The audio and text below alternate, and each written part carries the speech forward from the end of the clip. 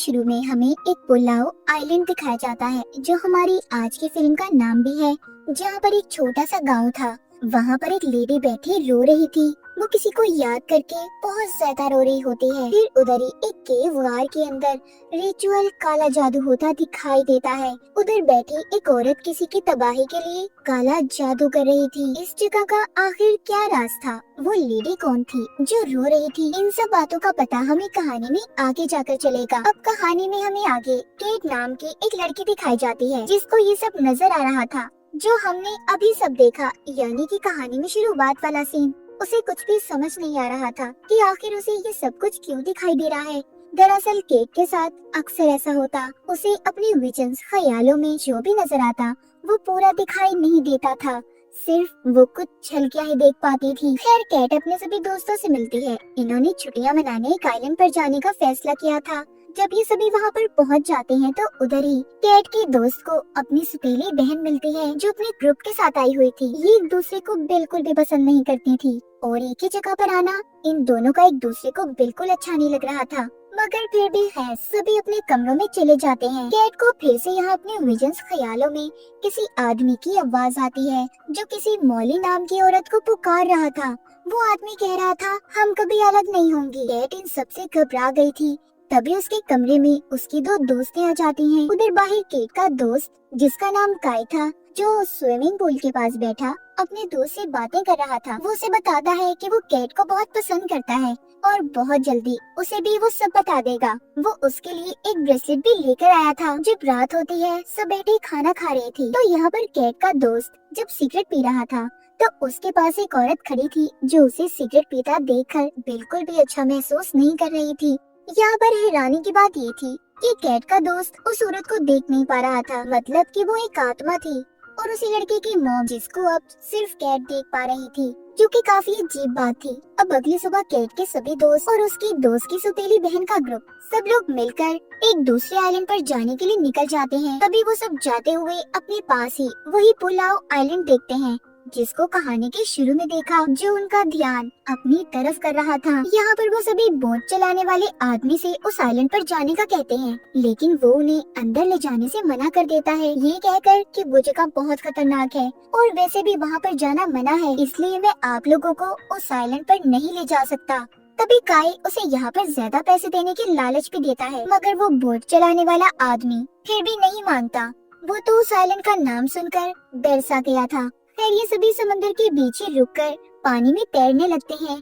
सभी लोग काफी मस्ती कर रहे थे। तैरते हुए केट सबसे अलग हो जाती है। उसे पानी में बहुत से ढांचे दिखाई देते हैं, जिन्हें देखकर वो बहुत ज्यादा डर गई थी। उसे अब वहाँ पर वही गार वाला रिचुअल, जादू, मरते हुए लोग, सब कुछ दिखाई दे रहा था, जिनको देखकर वो डर कर बेहोश हो जाती है। जब काई पानी से बाहर आता है तो सब उसे बताते हैं कि केट अभी तक पानी से बाहर नहीं आई। अब वो दोबारा से समंदर में केट को ढूंढने चाहता है। कश्ती चलाने वाला आदमी भी अपने एक आदमी को लेकर केट को ढूंढने चला गया था, जो कि बहुत ज्यादा परेशान लग रहा था। उसकी परेशानी देखकर ये अंदाजा तो लगा सकते थे कि कुछ तो गलत है। कुछ देर के बाद काई केट को पानी से बचाकर बाहर ले आया था।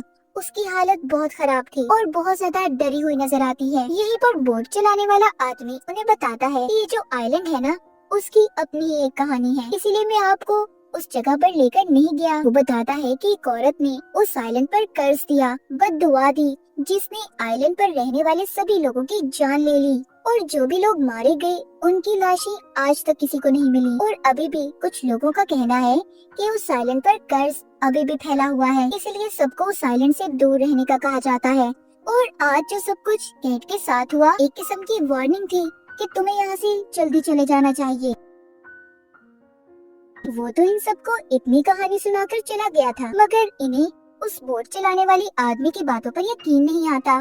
सभी यहाँ पर गेम खेलने लगते हैं और शर्त लगाते हैं कि जो इस खेल में हार गया, उन लोगों का ग्रुप कार्स आइलैंड पर एक रात गुजारने जाएगा। खेल शुरू होता है। केट के दोस्त इस गेम को हार गए थे। केट की दोस्त की बहन का ग्रुप अब उन्हें शर्त के मुताबिक उस आइलैंड पर जाने का कहता है। केट जाते हुए अपनी दोस्त से ये कह रही थी कि मुझे अजीब अजीब ख्याल आ रहे हैं, जैसा कि उसी आइलैंड के।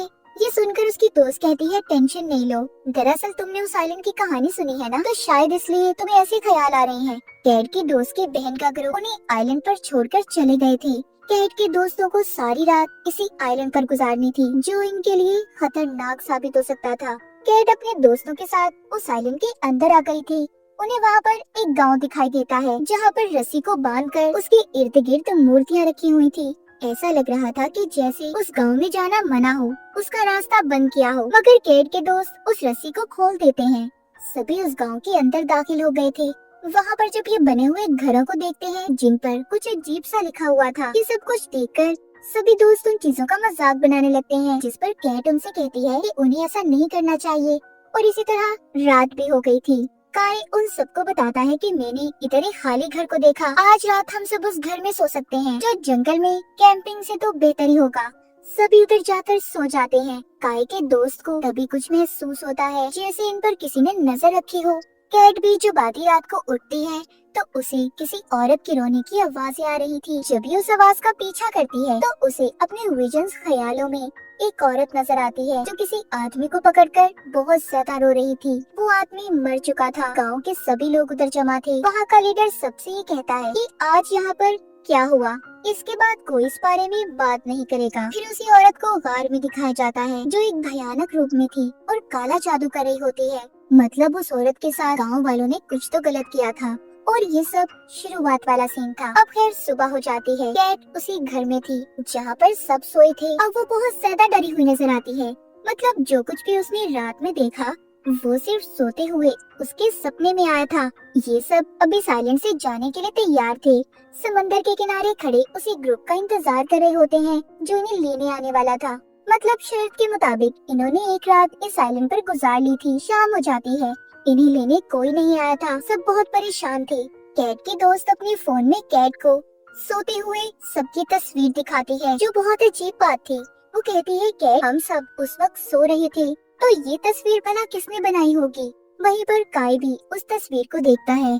कैट अपने दोस्त को मना करती है कि तुम इस तस्वीर को अभी किसी को नहीं दिखाओगी, और ऐसे तस्वीर को देखकर डर जाएंगे। उधर दूसरे आइलैंड पर कैट की दोस्त की बहन का ग्रुप आपस में सभी हंस रहे थे, बातें कर रहे होते हैं कि हमने कैट और उसके दोस्तों को अच्छा उल्लू बनाया।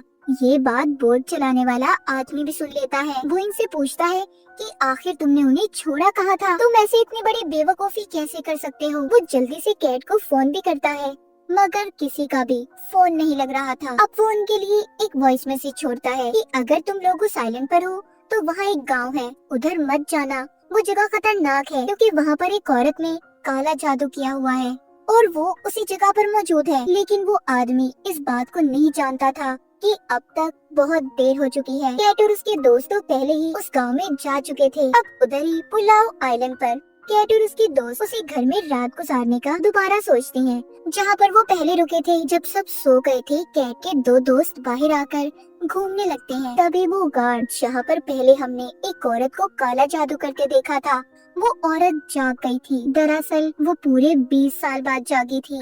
ये कह ले कि वो उस काले जादू के बाद एक विच चुड़ैल में बदल गई थी। जब भी कोई साइलेंट पर आता, वो जाग जाती। फिर कोई भी इंसान जिंदा बचकर नहीं जा सकता था। अब वो विच कैट के दोस्त को खींचकर अपने साथ ले जाती है। उधर कैट जब सो रही थी, तो डर कर जागती है, क्योंकि उसने अपने सपने में गांव वालों की मौत को देखा था। काय उससे पूछता है कि तुम इतना क्यों डर रही हो? वो बताती है, मुझे लगता है कि यहाँ पर हमें जानबूझकर बुलाया गया है। तभी यहाँ पर कैट की दोस्त आती है। वो बहुत डरी हुई थी और रो रही थी, जो इन सबको बताती है कि हमारे दोस्त को कोई खींच कर ले गया। अब सभी उस जगह पर अपने दोस्त को ढूंढने लगते हैं, मगर उन्हें वहाँ पर कोई भी नहीं मिलता। दोबारा से सब अपने ठिकाने पर आ गए थे। दरअसल जो दोस्त इनका गायब हुआ था, विच डाइन जिसे खींचकर अपने साथ ले गई थी, वो काय का भाई था। वो अब इन सब की वजह से बहुत ज्यादा परेशान होता है। उधर गार में विच चुड़ैल काय के भाई का खून पीकर खुद को ताकतवर कर रही थी। अब जब सुबह होती है, तो काय सबको अपने भाई को अलग अलग होकर ढूंढने का कहता है। सभी उसे ढूंढने निकल गए थे, सिवाय एक दोस्त के। वो उसे उसी घर में रहने का कहते हैं कि अगर काय का भाई वापिस आए, तो वो उन्हें बता सके। बहुत मेहनत के बाद भी वो उन्हें कहीं नहीं मिलता भी तो कैसे? विच ने उसे मार दिया था। जब कैट और उसके सभी दोस्त वापस घर पर आते हैं, तो देखते हैं उस घर में भी खून पड़ा था। मतलब वो विच इनके उस दोस्त को भी अपने साथ ले गई थी, जिसे ये छोड़ कर गए थे। सब बहुत ज्यादा डर जाते हैं। काई सबको वापस से बीच समंदर के किनारे जाने का कहता है कि शायद क्या पता इन्हें कोई लेने आ जाए। उधर पहुंचकर अब ये उसी बोट चलाने वाले आदमी के मैसेज को सुनते हैं, जिसमें उसने वही सारी कहानी बताई थी। इन्हें गांव से दूर रहने का कहा था। दरअसल उधर वो औरत जो हमने कहानी के शुरू में काला जादू करते देखी, वो उसके बाद विच चुड़ैल बन गई और उसने सभी गांव वालों को खत्म कर दिया। गांव वालों ने उसे बहुत मारने की कोशिश की, मगर उसे मारना इतना आसान नहीं था। तभी वहाँ पर एक प्रीस्ट ने आकर रिचुअल किया। उसने गांव को रस्सी से सील कर दिया ताकि वो विच उधर ही कैद रहे। मगर कैट के दोस्तों ने अपनी बेवकूफी की वजह से उस रस्सी को काटकर विच को आजाद कर दिया था। अब ये सभी दूर खड़े कश्ती चलाने वाले आदमी और अपने दोस्तों को देखते हैं जो इन्हें लेने आ रहे थे। मगर ये क्या, देखते ही देखते उनकी बोट कश्ती में धमाका हो जाता है और सब के सब मर गए थे। समंदर के किनारे कैट सबसे कहती है, विच हमें इतनी आसानी से नहीं जाने देगी। मैंने अपने विजन में देखा है, जो कुछ भी अभी हमने सुना ये सब हकीकत है। हमें सबसे पहले इस कर्ज, इस बददुआ को खत्म करना होगा जो इस गांव पर है। हम तभी यहाँ से बचकर निकल सकते हैं। ये सब मिलकर सबसे पहले रस्सी को दोबारा बांधते हैं। कैट को याद आता है कि उसने अपने ख्याल में एक कब्र को देखा था। जब ये सब उसके पास जाते हैं, जैसे ही कैट उस कब्र पर हाथ लगाती है, यहाँ पर उसे दिखाई देता है उस विच की कहानी कि असल में उसके साथ हुआ क्या था और वो विच कौन थी। केट को पता चलता है कि वो शुरू से ही विच नहीं थी। इसका असल नाम मॉली था, जो हमने कहानी के शुरू में भी सुना।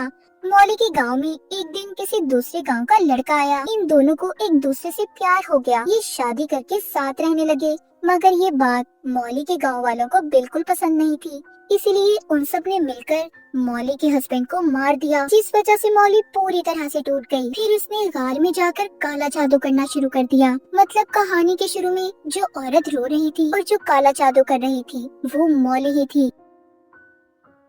फिर मॉली काला जादू करके एक ताकतवर विच चुड़ैल बन गई। उसने गांव को बददुआ दी और सबको मार दिया। सारी कहानी जानने के बाद केट इन सब के बारे में अपने दोस्तों को बताती है कि हमें उसी गार के पास जाना होगा, वहीं से सब ठीक हो सकता है। ये सब अब उसी केव गार की तरफ निकल पड़ते हैं। जब सब जा रहे थे तो रास्ते में मॉली इन पर नजर रख रही थी। एक नहर को पार करते हुए वो मॉली विच इन पर हमला कर देती है, जिसमें वो इनकी एक और दोस्त को ले गई थी। कैट बहुत दुखी हो जाती है। बचे थे तो सिर्फ 4 लोग। रात को ये जगह पर रुककर आराम करते हैं। कैट अपने दोस्त से बैठी जब बातें कर रही थी, तभी उन्हें किसी की आवाज आती है। दरअसल यहाँ पर मॉली विच इन्हें गुमराह करने की कोशिश कर रही थी। वो कैट के दोस्त की मॉम के रूप में इनके सामने आती है। तभी इनकी एक और दोस्त को अपने साथ ले गई थी। अब बचे थे तो 3 लोग, कैट, काई और उनका एक दोस्त। इनको अब वो गार भी मिल जाता है जहाँ पर मॉली विच अपना काला जादू करती और रहा करती थी। जब ये उस गार के अंदर जाते हैं तो देखते हैं विच इनकी दोस्त को मार रही थी और फिर इन पर हमला कर देती है। काई उसका मुकाबला करता है। तभी यहाँ पर कैट को एक गुड़िया मिली थी। जब ये उसे हाथ में पकड़ती है तो यहाँ पर उसे अब सारी कहानी समझ आती है। हुआ कुछ यूँ था, मॉली उस वक्त माँ बनने वाली थी जब गाँव वालों ने इसके हस्बैंड को मारा, फिर मॉली को भी मारा, जिससे उसका बच्चा पैदा होने से पहले ही मर गया। तो जो कर्ज गांव वालों पर था वो मॉली ने अपने बच्चे की वजह से दिया था। अगर मॉली का बच्चा जिंदा होता तो वो कभी भी इस तरह विच चुड़ैल न बनती। सब जानने के बाद केट उस गुड़िया को लेकर जब गार से बाहर भागती है तो उसके पीछे विच भी गार से बाहर निकल जाती है, जिसको काई और उसका दोस्त रोकने की कोशिश करते हैं मगर नहीं रोक पाते। मॉली विच ने उन्हें भी मार दिया था। अब खुद कैट के पीछे जाती है। कैट उस जगह पर पहुंच गई थी जहां पर मॉली का घर था। यहाँ पर कैट को उनके सभी बिताए हुए पल नजर आते हैं। तभी उधर मॉली भी आ गई थी जो कैट को मारने की कोशिश करती है, पर कैट मॉली को वही लफ्ज बोलती है जो अक्सर उसका हस्बैंड बोला करता था। कैट कहती है, तुमने अपने अंदर दर्द को छुपाया हुआ है मॉली, उसे बाहर निकालो। जब मॉली यहाँ पर अपने दर्द को महसूस करके रोने लगती है और पुरानी यादों को सोचने लगती है तो वो बिल्कुल ठीक हो गई थी। विच से अपने असली रूप में आकर मरने के बाद वाली दुनिया में चली जाती है। उसने गांव से कर्ज को भी खत्म कर दिया था और कैट को पानी में फेंक देती है। हम देखते हैं उसने कैट को उसी वक्त में भेज दिया था जब वो पहली बार अपने दोस्तों के साथ समंदर में तैरने गई थी। एक हाथ कैट को पानी से निकाल लेता है जो कि काई का था। कैट ये देखकर खुश थी कि उसके सारे दोस्त जिंदा हैं। उसने मॉली को भी विच वाले रूप से आजाद करवा दिया था। इस तरह उस गांव का कर्ज भी खत्म हो गया। तो कहानी के आखिर में हमें मॉली और उसका हस्बैंड दिखाया जाता है कि वो पहली बार कैसे मिले थे। और इसी के साथ इस फिल्म की कहानी भी यहीं पर खत्म हो जाती है।